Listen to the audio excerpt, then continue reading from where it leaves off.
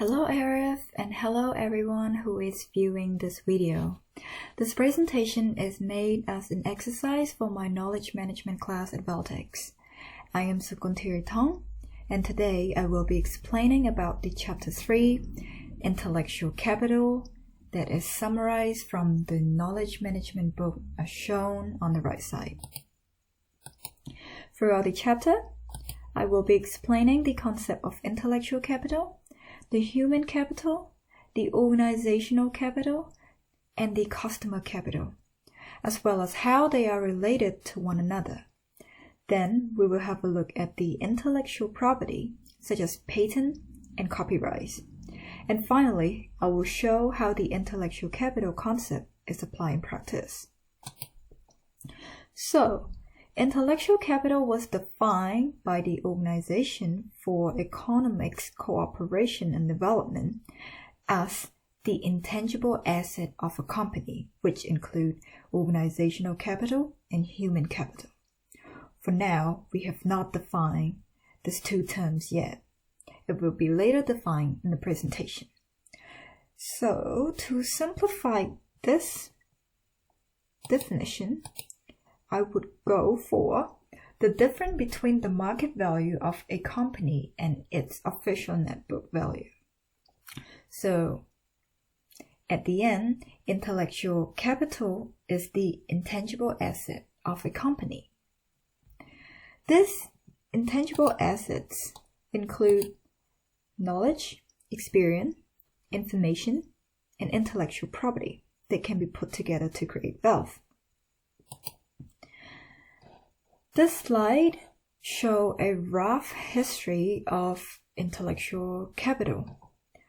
But in summary, everything started in 1494, when the father of accounting introduced the double entry accounting system in the form of book recording.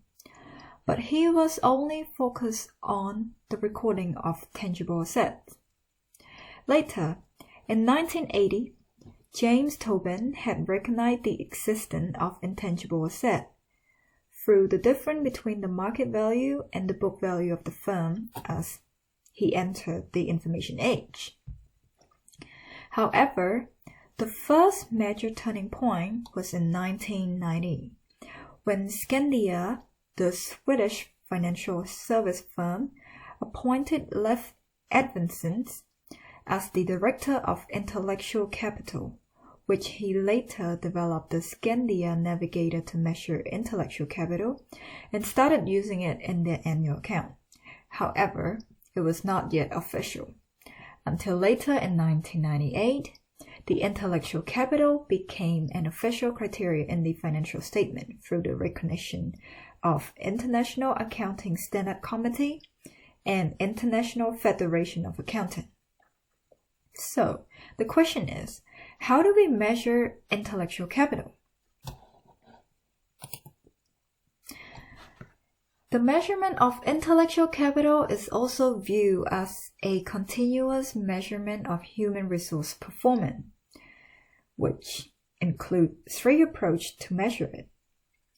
First, the first approach is to identify the measure of the greatest concern to organization. For example, if your organization is for non-profit, then you can measure how many times have you done the CSR or helping the community. If you have done it a lot of time, then your human resource performance is doing great. However, this approach is really time-consuming and costly.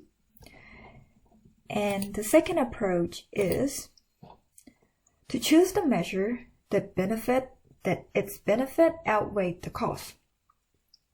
So, for example, you would measure whether your salesperson is making more sales than the cost that you hire him. This approach is very risky and too superficial. At the end of the day, the manager only sees the success of the company and there will be no lesson learned into the system. The third approach is benchmarking. This means you are comparing your human resource performance to the other company or organization. We can say that it is really hard to find the standard for you to benchmark. And at the same time, this approach kills creativity and innovation. Instead, it creates a culture in your organization to start imitating your competitor rather than doing something on your own. So, because those approaches had limitation, the balanced scorecard was later created in 1992 to include various perspectives such as customer perspective, financial perspective, internal business perspective, and innovation and learning perspective. So, with this balanced scorecard, just in one report, the senior manager can unbiasedly understand how the organization is performing. In 1994, Scandia Navigator was created as an updated version of Balanced Scorecard. It was created with similar components, but also aims to create future sustainable value for the organization through the development focus. Finally, in 1996, a concrete formula for intellectual capital was created. Intellectual capital is equal to human capital plus organizational capital plus consumer capital. Now, let's define the meaning of each of them. First, human capital refers to what remains in the employee's head after they go home at night. This can be the customer relationship, their skill, the know-how, as well as their creativity. When talking about human capital, we also think about social capital, because it is believed that human development is undeniably linked to their neighborhood and their community. So, social capital refers to the firm capability that are best developed through cooperation between individuals, which means each person needs to interact in order to gain knowledge. There are three dimensions of social capital. First is structural dimension. It shows about the relationship and connection between individuals through the hierarchy of network. Second, it is relational dimension, which refers to the level of trust, norm, and expectation when individuals interact with each other. Third, the cognitive dimension refers to the shared meaning, interpretation, mental models, and alignment of view. So, when people interact, is their mental model the same? Or are they looking at the same thing, but they are interpreting different things? Now, let's move on to the organizational capital. Organizational capital refers to both organization and behavioral variables such as the level of knowledge sharing, cooperative effort, and conflict resolutions. There are two types of organizational capital. The first one is the pure form, which refer to the behavior or the cooperation between individuals due to the organizational structure. Or the second one is hybrid. It's the individual investment or cooperation in activity by themselves, for example, socializing.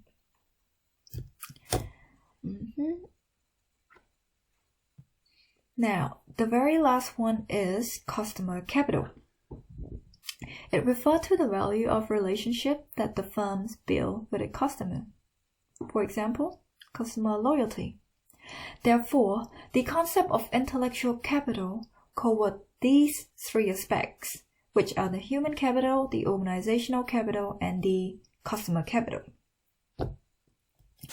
Moving on to the next topic, we need to know that in the information and digital age, it is crucial that a firm has the right to claim ownership to its intellectual capital, because these skills, information, experience, and general know-how are what create the competitive advantage for the firm. So, claiming ownership can be done through various approaches such as patent and copyright. Patent refer to the sole right to exclude others from copying and selling with license. It normally lasts around 15 to 17 years, but it can be extended through smart patent in the form of continuation patent, which allow changes and extension to the original patent. Second, copyright. It refers to the right to prevent illegal copying, distributing, and performing or displaying the products. Copyright can protect the original work for 100 years, and in case of the creator death, it can last for 70 years. However, in digital age, it is cheaper and easier to copy any original work, and this will be a big threat until the digital information can be encrypted in the future.